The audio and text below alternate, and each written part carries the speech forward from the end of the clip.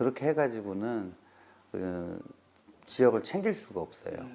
가뜩이나 고령화되고 있는 농촌 현실에서 문자 많이 오더라고요. 오죠. 네네. 그 법을 제가 개정을 했습니다. 아. 그래서 의정 대상을 받았거든요. 네네. 아, 그 법.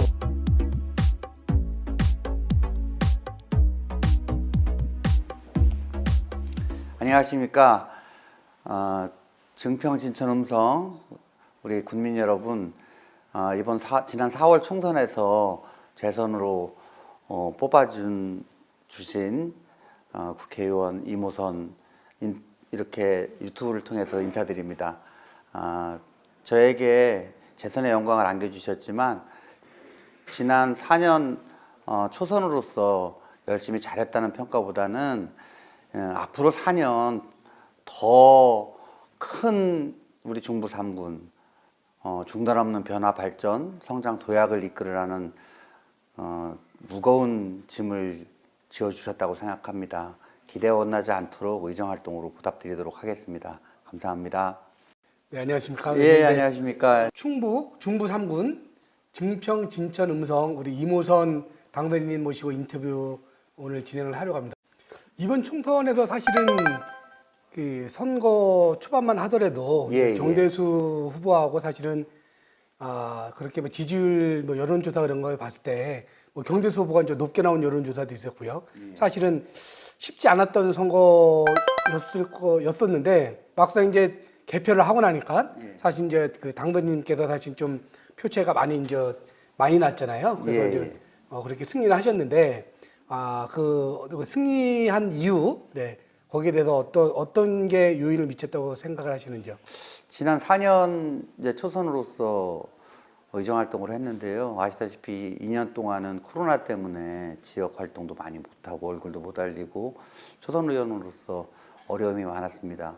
하지만 의정 활동에서는 많은 이제 국비도 확보하고 또 정책적으로 의정 대상도 받고 또 4년 동안 고향에서 출퇴근하면서 나름대로 2년 동안을 우리 국민분들 눈높이에서 현장을 발로 뛰면서 했던 부분들이 우리 국민분들이 높이 평가해 주신 걸로 저는 판단을 하고 있고요. 앞서 말씀드린 것처럼 앞으로 더 열심히 잘하라는 그런 질책의 의미로 받아들이고 있습니다. 열심으로 보답드리겠습니다. 그럼 지금 계속 진천에서 지금 여의도 지금 출퇴근 계속 하고 계신 건가요? 그렇습니다. 4년 동안 계속 그렇게 하신 거고요? 예, 그렇습니다. 서울에 지금 별도로 지금 그럼 거처가 마련되어 있는 건 아니시네요? 아니, 경찰 하면서 또 이제 아이 키우다 보니까 서울 지분이 있는데 워낙 중부 3군이 지역이 넓고 서울의 1.5배가 되거든요. 그렇죠. 그리고 또 3개 군이다 보니까 지역 행사가 워낙 많습니다. 그러니까 뭐 서울에 보통 대부분의 의원님들이 이제 보통 월요일 날 올라가시면은 금요일까지는 그 서울에 주로 계시는데 그렇게 해가지고는 지역을 챙길 수가 없어요. 발로 뛰는 현장의 목소리를 의정 활동에 반영하기 위해서는 현장하고의 접촉면을 도시권 의원님들과는 달리 가져가야 된다. 저는 그런 소신을 갖고 있습니다. 어저께 5월 9일 날이었나요? 보니까 지난주에 삼성면에서 효도관광에 버스 뭐 25대인가 뭐 갔는데 때 주민들이 의원님 오셨었다고 제가 얘기를 들었거든요. 그래서 거기 이제 다녀가셨다고 그러시더라고요. 버스 나가는 거 이렇게 인사드리는 거는 기본이고요. 원래는 이제 그 현장까지 찾아뵙고 인사드려야 되는데 그렇게 못하는 부분이 오히려 아쉬울 따름입니다. 삽교까지 가시기는 좀 네네. 삽교 가셨다고 그러시더라고요. 예, 삽교 가신 경우도 있고요. 대소 같은 경우는 이제 문경세제. 대소. 네네네. 근데 사실은 이건 좀 보내기 전 그 음성군에서도 보면 이렇게 삼성이나 대소 면에서 사실은 매년 하거든요. 사실 이런 뭐 효도 관광 비슷한 거를. 그렇습니다. 또 어떻게 보니까 뭐 음성군에서도 뭐 자랑으로 내세우고 있더라고요. 네네. 참 의미 있는 행사 아닌가 싶은 그런 생각이 들더라고요. 이 지역 정서가 이제 아무래도 도시와는 달라서 면민체육대라든지 효대잔치라든지 이런 부분들이 끈끈하죠. 국회 이제 22대 국회에 가시면 어떤 상임위에서 활동하고 싶으신지 좀 말씀 한번 해주시죠. 저는 지난 이제 유세 때도 그런 말씀을 이제 강조드렸어요. 지난 4년 동안은 제가 이제 35년간 경찰로 근무하면서 행정안전위원회, 그러니까 국민의 생명과 재산을 보호하는 일을 기본적으로 하지 않습니까? 그리고 국민의 이제 재난, 재해 이런 부분들도 행정안전위원회에서 담당을 하다 보니까 제 전공을 살리기 위해서 행정안전위원회로 4년을 활동을 했습니다. 근데 그때 당선되자마자 우리 음성, 진천이 특별 재난 지역으로 선포될 정도로 아주 집중 호우가 비 내렸거든요. 엄청 왔었죠. 예, 예. 그래서 3년 전인가 할 때, 4년 전. 4년 전인가 할 때, 네. 네. 그래서 그때부터 이제 어떻게 보면 재난재해를 집중적으로 예방할 수 있는 그런 관련 예산이라든지 이런 부분들에 사실 큰 도움을 받았습니다. 그래서 원상복구가 아니라 항구복구 개념으로 그래서 우리 감곡이라든지 그때 피해가 많았던 삼성이라든지 생극이라든지 이런 부분들 아직 공사가 조금 덜 끝날 정도로 그때 피해 복구가 지금도 이제 거의 마무리 단계에 있는데 그래서 앞으로는 재난재해 없는 안전한 그런 우리 중부 상권을 만드는데 행정안전위원회에서 도움을 많이 받았거든요. 근데 이제 앞으로 4년은 여기가 도농복합지역이지 않습니까? 그렇죠. 우리 국장님도 잘 아시다시피. 그리고 또 이 장목이 아주 세분화 다양화되어 있습니다. 그래서 그런 부분들 하나하나를 좀 살펴야 되고요. 특히 음성 같은 경우에는 이제 화훼 산업 같은 경우가 특화되어 있지 않습니까? 잘 아시다시피 개발을 위해서는 그 농업 진흥 지역이라든지 지구 단위 개발을 위해서 그리고 또 도농복합 지역이긴 합니다만 산업화를 위해서 그런 부분들이 이제 이해 충돌이 되는 부분들이 많아요. 이해 충돌이라는 게 다름이 아니라 농업 진흥 지역을 해제해야 된다라고 하는 네네. 이런 부분들이 있지 않습니까? 역세권 개발을 우리 감곡 같은 경우에는 해야 되고 이제 그럴 때 사실은 거기서 이제 좀 정책적으로 해결해야 될 문제 그리고 법적으로 해결해야 될 문제 이런 부분들이 농해 수위에 사실 관련되는 업무가 많거든요. 그리고 잘 아시다시피 지금 농업이라고 하는 게 기후 위기 대응이 제일 중요하지 않습니까? 말로는 뭐 안보 산업이니 뭐 식량이 어떻게 보면 뭐 중요하니 하지만 자급률로 보면 쌀을 포함한 자급률이 40% 겨우 넘고 곡물 자급률 같은 경우는 지금 20%가 위협받고 있는 그런 현실 아닙니까? 이대로 가다가는 정말 농업이 가뜩이나 위기인데 농업의 위기를 극복하기 어렵다. 그래서 이런 기후 위기에 대응하고 정말 농업, 농촌, 농민이 제대로 자리매김하기 위해서는 앞으로 국회에서 법적으로나 예산으로나 정책적으로 뒷받침해야 될 부분이 참 많다고 생각을 합니다. 뭐 통계적으로 보시면은 외향으로는 많이 좋아졌다고 이렇게 여겨지지만 내용으로 들어가 보면 거의 65%의 농가가 농업으로 얻는 실질소득은 1,000만 원이 채 안 되는 그래서 농민 기본소득 같은 경우가 계속 논의가 되고 있는 거 아닙니까? 그래서 저는 농민 기본소득은 꼭 필요하다고 생각하는 입장이거든요. 그런 부분들도 22대 국회 최소한 다음 이제 저희가 정권을 되찾아온다면 이런 논의들이 급물살을 탈 수 있지 않을까 그런 사전 준비 차원에서라도 저는 농해수위에서 준비 작업을 해야 되지 않느냐 이런 소신을 갖고 있습니다. 그렇죠. 중부 3군이 의원님 말씀하신 대로 이제 도농 복합 지역이면서 또 이제 아무래도 이제 농업에 이제 종사하는 이제 인구들이 많으니까 그렇습니다. 어쨌든 농해수에서 활동하고 싶으시다 이런 말씀을 해주셨는데요. 농민 기본소득 그 말씀을 해주셨는데 물론 뭐 아직까지 저게 좀 어느 정도 선이 적당하다고 지금 생각을 하십니까?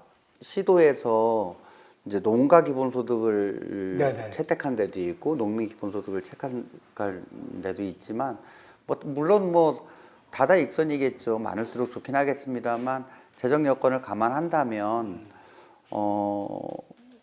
글쎄요. 한 100만 원 너무 많나요? 1인당? 그 정도는 좀 어렵지 않을까요? 그렇죠. 현실적으로 좀 어렵지 않을까요? 단계적으로 네네. 가야 되지 않을까? 단계적으로. 예, 네네. 계속 구체적인 뭐 금액을 제시하기는 어렵겠습니다만 제 개인적으로는 그래도 기본적인 생계가 네. 기본적인 생계가 유지된다면 최저 임금 수준은 네. 보장돼야 되지 않느냐. 최저임금이면은 사실은 하루 8시간 노동 기준을 했을 때 거기에 못 미치는 네네네. 게 지금 농촌의 그렇죠. 아주 어떻게 보면 척박한 현실이지 않습니까? 네네네. 예. 그러면 아까 말씀드린 100만 원보다 훨씬 넘는 거 아닌가요? 그렇게 따지면 그렇죠. 네네. 근데 이제 그게 농민 기본소득 개념으로 보면 가구당 소득이랑 네네. 개인별 지급 네네. 기준이랑 다르기 때문에요. 네네네. 예. 그 농업 문제가 나와서 또 말씀 하나 좀 여쭙고 싶은 게 하나 있는데 사실은 지금 이제 그 우리나라가 이제 쌀 자급률 쌀은 사실은 자급률이 꽤 높잖아요. 그렇습니다. 밀가루나 이제 기타 이제 그 곡물은 이제 자급률이 높지만 사실 쌀은 이제 자급률이 이제 꽤 높고 오히려 이제 쌀이 지금 어떻게 보면 이제 남아도는 그런 상황인데 문제는 어쨌든 지금 쌀 전업능이 많은데 그 쌀 가격이 사실은 그 과거에 비해서 많이 안 올라서 사실 좀 많이 어려운 입장이거든요. 그렇기 때문에 이제 뭐 민주당에서는 양곡관리법 이제 추진을 했었는데 이게 아시겠지만 어쨌든 윤석열 대통령께서 거부권을 행사를 하셨습니다. 그렇다면 이제 그 물론 아주 먼저 개원을 해서 좀 뭐 민주당에서도 어떤 뭐 저기를 의원 뭐 앞으로 정책 변화가 있겠지만 의원님 생각에는 이 양곡관리법에 대해서 어떻게 생각하시는지 이게 꼭 필요한 건지 아니면 네, 거기에 대해서 좀 말씀 좀 해주시죠. 잘 아시다시피 양곡관리법이 이제 그 쌀 시장 격리 문제가 제일 네네. 크지 않습니까? 네네네. 지금 WTO 협정 이후에 40만 톤의 그 외국산 쌀이 지금 수입되고 있는 형국이잖아요. 어떻게 보면 그만큼의 시장 개방이 됐기 때문에 그간의 피해들이 사실 누적되어 온 부분들도 있는 거고요. 또 그의 작황에 따라서 쌀 매입가가 다르긴 하지만 이 공급이 좀 과잉됐을 때 그 피해가 고스란히 농민들에게 전가되는 건 문제가 있다. 정부에서 강제 시장 격리를 할 수 있게끔 아니 해야만 하게끔 만드는 그 법적 근거가 양곡관리법이었던 거잖아요. 네네. 그리고 그거는 지난 정부에서도 강제 시장 격리를 했었던 부분이거든요. 그걸 이제 의무화하자는 거 아닙니까? 저는 마땅히 그렇게 해야 된다. 그게 결국은 가격 안정을 위한 하나의 제도적인 수순이고 하나의 방안인 것이죠. 그거를 꼭 재정적인 부담이다라고만 여길 건 아니라고 봐요.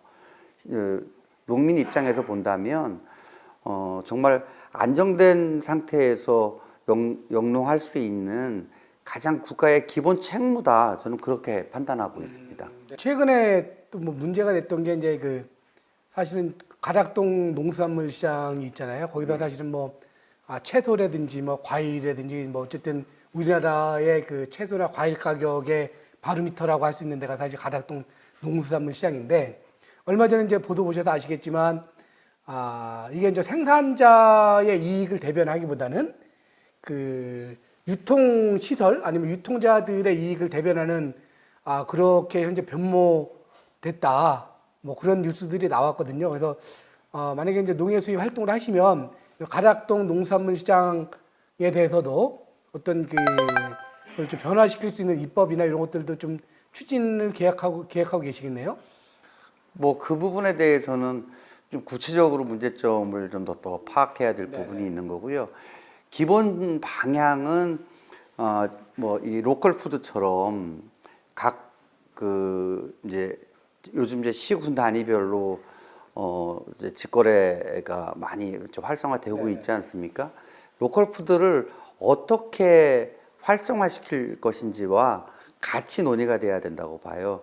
그리고 지금 많은 걱정들을 하시는 부분이 이제 가락동 농시장 같은 경우도 이제 주 5일 근무제가 논의가 된다고 그러잖아요. 그러면 사실은 생물이기 때문에 단 하루 이 저장이라든지 유통이 되지 않으면 생산자 입장에서는 그 불안하게 짝이 없지 그렇죠. 않습니까? 네네네. 사실상 그 걱정을 농민들이 떠안을 수는 없잖아요. 그래서 그런 부분들까지 함께 고민을 해야 될 지점이 아닌가 그렇게 생각을 합니다. 어쨌든 그 살펴보시고 예, 문제점이 있다면 예. 그걸 좀그 개선하는 쪽으로 그렇습니다. 추진을 하시겠다 그런 말씀으로 예. 받아들여도 되죠. 아, 그럼요. 네네네네. 농민들이 이제 농사하면서 가장 제일 어려운 부분들이 사실은 그 방금 말씀하신 뭐 냉장 시설을 이제 짓는다든지 하는 그런 부분들이거든요. 그래서 문제는 이제 그 정부에서 어쨌든 지원을 받아서 냉장 시설이나 이런 것들을 설치를 하고 뭐 건물을 짓고 그래도 비용이 상당히 많이 들어가더라고요. 그래서 그런 부분에서 이제 제 주위에 있는 분들이 이제 많이 좀 어려움들을 많이 호소를 하고 있거든요. 그래서 제 생각에는 그 어쨌든 뭐 실질 소득을 늘리는 것도 중요하지만 어떻게 보면 그 안정한 농업 환경이 조금 갖춰질 수 있도록 정부에서 농민들에 대한 지원을 좀 늘릴 필요도 있다고 생각하는데 두 가지 방향에서 봐야 될 것 같아요. 하나는 이제 정부 지원의 문제도 있지만 스마트 농법 같은 경우에는 초기 투자 비용이 개인이 감당하기에는 너무 사실 어렵죠. 너무 어렵거든요. 네네네. 그렇기 때문에 지금 가뜩이나 고령화되고 있는 농촌 현실에서 청년 창업농 같은 경우에 그 부담을 고스란히 개인이 지기에는 문제가 있거든요. 그래서 일종의 그 조합 형태로 자꾸 묶어 가야 되지 않느냐. 그래야만이 안정적인 생산과 이제 소득 기반을 만들어 갈 수 있지. 지금은 개인이 그거를 만약에 창업을 했다가 실패를 보는 경우에는 감당하지 못하는 그런 부분들이 지금 스마트 농법의 이제 어떻게 보면 한계라고 볼 수 있죠. 그런데 앞으로의 방향은 결국 그 방향으로 갈 수밖에 없다. 스마트 농법이 아니고는 재래농법 가지고는 경쟁력을 갖추기 어렵다. 이제 기후 변화라든지 여러 가지. 그렇죠. 기후 위기나 뭐 여러 가지 그렇습니다. 고령화 문제도 있고. 예, 네네네. 예. 근데 사실은 저도 이제 이런 뭐 스마트 농법 하는 사람들 이제 많이 취재를 많이 했었거든요. 근데 뭐 취재를 하고 그럴 때 물론 이제 이렇게 뭐 어쨌든 정부에서 이렇게 도움이 많이 된다 이렇게 말씀을 늘 하시는데 사실 이제 취재 끝나고 나서 이제 노트북 딱 덮고 나서 어떠세요? 이렇게 물어보시면 한 80% 정도는 10명 중에 한 8분 정도는 어렵다는 말씀들을 많이 하세요. 맞습니다. 예, 예. 실질적으로 뭐 정부에서는 뭐 어쨌든 뭐 청년 창업 농에 대한 지원들을 많이 하고 있지만 아직까지는 청년들이 내려와서 그렇게 그 농업을 직업으로 삼아서 하기에는 좀 여러 가지 어려움이 있지 않겠나. 근데 아까 말씀드렸던 첫 번째 이유가 초기 창업 비용이 많이 든다는 그런 부분이거든요. 근데 지금 의원님께서는 어쨌든 그걸 조합 형태로 해서 이렇게 하신다 그런 말씀을 해주신 거죠? 네, 그렇습니다. 그리고 그게 어느 농사든 뭐 이게 공산품을 생산하는 게 아니기 때문에 그게 노하우가 필요하잖아요. 그렇죠. 그러니까 그게 뭐 한두 해 그 농업을 실패하더라도 재개할 수가 있어야 되거든요. 네네네. 그런데 그 뭐 투자 비용이 초기에 많이 들어가는데 농사를 한두 해 실패를 했을 경우에는 가뜩이나 지금 고금리 상황이 지속되는 이런 상황에서는 개인이 감당하기에는 어렵죠. 네네네. 네. 그 21대 국회에서 가장 기억에 남는 아니면 가장 성과 있었다고 의원님 의정 활동 중에서 가장 성과가 있었다고 생각되시는 거 한 3가지 정도만 좀 말씀해 주시죠. 첫째는 이제 비료관리법을 개정했던 비료관리법. 건데요. 네네네. 네, 우리 음성에 원남면이라고 있습니다. 네네. 거기에 그 음식물 쓰레기를 석회에 버무려 가지고 사실은 숙성이 덜 된 거죠. 근데 그거를 퇴비라는 명목으로 불법 매립하는 현장이 있었어요. 그러다 보니까 거기에 뭐 침출수 우려라든지 뭐 이런 문제 때문에 악취라든지 주민분들이 철야로 그 반입을 저지하던 상황이었었거든요. 근데 반입을 저지할 법적 근거가 없었던 거예요. 그래서 현장에서 주민분들과 논의하고 또 우리 음성 군청하고도 함께 고민을 해서 이게 이제 음식물 쓰레기가 청주권에서 이제 사실은 반출이 되는 거잖아요. 근데 반출되는데 신고만 하면은 사실 반입하는 지자체장은 아무런 정보도 없이 그런 현장이 뭐 관내에 있는지 없는지도 모르는 상황이었었거든요. 그래서 반출하는 지자체장뿐만 아니라 반입하는 지자체장에게도 의무를 부과를 하도록 해서 그거를 원천적으로 저지할 수 있는 그래서 음식물 쓰레기 지금 이제 불법 매립하는 부분들은 개선을 시켰던 게 그게 가장 기억에 남고요. 또 하나는 실종아동법인데 그게 사실은 치매 환자도 그 법 적용 대상이 되거든요. 근데 지금 아마 긴급 재난 문자처럼 이렇게 어느 어르신이 문자 말이 오더라고요. 오죠. 그 법을 제가 개정을 했습니다. 그래서 의정 대상을 받았거든요. 그 법을요? 세 번째는 우리 여기 중부 3분이 앞서 말씀드린 것처럼 20년도에 큰 수혜를 받는데 그 이후에 이제 재난을 복구하는 과정에서 제가 특교세를 특별교부세, 특별교부금을 아마 제일 많이 가져왔을 거예요. 547억 넘게. 그래서 나름대로 뭐 국비 확보는 국비 확보대로 했습니다만 그런 특별교부금을 통해서 그래도 지역 구석구석 조금 주민분들이 불안해하는 자연재해로부터 조금 보호받을 수 있는 이제 그런 부분들을 의정활동을 통해서 뒷받침한 부분이 기억에 많이 남습니다.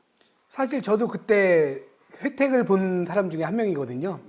제가 이제 그 음성군 삼당면에 이제 거주를 하고 있는데 저희 집도 그때 이제 그 비가 많이 와서 그 보일러실이 이제 완파가 됐어요. 보일러실이 완파가 되고 집에도 이제 물이 들이차서 이제 뭐 가구 이런 거 다 버리고 그런 상황이었거든요. 근데 제가 생각해도 좀 놀라울 정도로 신속하게 뭐 특별교부세도 뭐 해도 뭐 지원금들이 물론 이제 뭐 복구 비용을 100% 다 충당하지 못했지만 어쨌든 상당히 많이 도움이 됐거든요. 그때 그 정부에서 그 피해 지원금 나온 게 그게 보면 이제 의원님 덕분에 저도 이렇게 혜택을 받은 거네요, 결국. 아유, 그렇지는 않습니다. 군에서 열심히 우리 공직자분들이 밤새워서 피해 상황 다 파악하고 특별재난지역으로 선포받을 수 있게끔 엄청 고생했습니다. 이렇게 또 공을 또 공직자들한테 돌리시는 또 의원님이십니다. 그러시군요. 그 지금 중부 3군 말씀하셨는데 지금 공약을 제가 쭉 보니까 그 증평 같은 경우는 그 아이 키우기 좋은 증평을 만들겠다 뭐 이런 말씀을 하셨거든요. 어떤 주요 공약에 대해서 간단하게 좀 말씀해 주시죠. 증평 같은 경우에는 그 합계 출산율이 전국적으로 지금 0.7대가 무너졌지 않습니까? 그렇죠. 근데 증평은 1.07입니다. 작년에 신생아 수만 221명이 신생아가 태어날 정도로 어떻게 보면 젊은 도시거든요. 그러네요. 그런데 아이 키우기 좋은 증평이 돼야 되거든요. 근데 공공산후조리원이 없습니다. 증평이에요? 예. 그리고 그럼 청주로 가야 되겠네요. 그렇죠. 산후조리를 할 수 있는 이제 그 여건이 안 돼 있으니까요. 뭐 많은 군이 사실은 공공산후조리원을 갖춘 데가 잘 없어요. 우리 음성은 이제 금왕에 이제 공공산후조리원을 만들 계획으로 있고요. 또 다행히 이번 이제 내년에 개원 예정인 이제 국립소방병원에도 이제 산부인과가 이제 진료 과목으로 들어올 예정이긴 한데 그래서 공공산후조리원이라든지 그리고 지금 과밀학급이거든요. 증평의 증평초등학교라든지 삼부초등학교 같은 경우에는 그리고 송산지구에 있는 학생들이 1.3km 이상을 통학을 해야 돼요. 걸어 통학버스가 있나요? 그러니까 뭐 통학버스나 아니면 부모님들이 태워다 주지 않고는 그게 뭐 사실 너무 불편하기도 하지만 위험하기도 하고 위험하죠. 그게 제일 큰 걱정이죠. 초등학교 아이들이 1.3km는 상당히 먼 거리죠. 걸어 다니기에는 그렇죠, 맞습니다. 못 한다고 봐야죠. 그리고 이 4차선을 2개를 넘어야 되니까 그래서 그 송산지구에 그 초등학교 건립 부지가 있어요. 그래서 송산초등학교를 조속히 건립해야 되겠다 하는 생각이고요. 우리 진천 같은 경우에는 이제 수도권 내륙선이 이제 확장이 됐지 않습니까? 조기 착공될 수 있게끔 하는 문제와 그리고 이제 푸드테크 산업, 푸드테크. 예, 예, 예. 푸드테크 산업이 미래 산업으로 지금 각광받고 있지 않습니까? 그리고 우리 음성 같은 경우에는 여기 중부내륙 지선이라고 그래가지고 감곡에서 금왕을 거쳐서 혁신도시로 네네. 이어지는 이걸 5차 국가철도망 계획에 꼭 반영을 시켜야 되는 이런 중요한 과제가 남아 있습니다. 그거 되면 좋겠네요. 예. 네네. 예. 저기까지 되면. 예. 또 사실은 타 지자체하고 달리 이제 이제 의원님 지역구인 진천, 증평, 음성이 사실은 더 지자체장들이 다 이제 민주당 출신이잖아요. 다 민주당 인사들이고. 그래서 사실은 요 3개 지자체장들하고 의원님하고의 어떤 그런 협업이나 아니면 그런 것들이 잘 될 것 같거든요. 어떤 장점들이 어떤 게 있을까요? 거기 다 민주당. 제가 이번에 선거운동을 하면서도 국회의원이 이제 국회에서 국가의 미래 뭐 여러 가지 뭐 잘 아시다시피 저출산 고령화 문제라든지 저출산 고령화 문제라든지 지역 소멸위기의 문제라든지 뭐 기후 변화의 대응이라든지 뭐 나아가서 통일 문제까지 이런 큰 좀 어떤 메가 트렌드한 이런 부분들도 있습니다만 또 하나는 군정을 국장님 말씀하신 대로 군정을 잘 뒷받침해야 되는 부분들도 그렇죠. 국회의원의 또 하나의 중요한 덕목 아니겠습니까? 오늘 같은 경우도 우리 증평하고 예산정책 간담회를 가졌거든요. 이제 세세하게 지역에 어떤 문제가 있고 또 그걸 뒷받침하기 위해서 어떤 정책적인 거, 그다음에 예산 부분, 또 법적으로 이제 뒷받침해야 될 부분 이런 부분들을 세세하게 논의를 하고 우리 저희 보좌진하고 또 이제 우리 공직자하고 현장부터 같이 챙기는 이런 협업 체제를 구축을 해서 잘 뒷받침해야 되는 그것이 또 국회의원의 하나의 책무라고 보고 그렇게 일을 하고 있습니다. 이거 시청하실 주민들에게 간략하게 좀 한 말씀 이제 마지막 말씀 좀 한 말씀 해주시죠. 뭐 짧게 이렇게 이제 유튜브를 통해서 인사 올립니다만 지난 4월 총선에서 부족한 저에게 많은 힘을 보태주셔서 재선이라고 하는 큰 영광도 영광이고 또 아주 무거운 책임을 맡았습니다.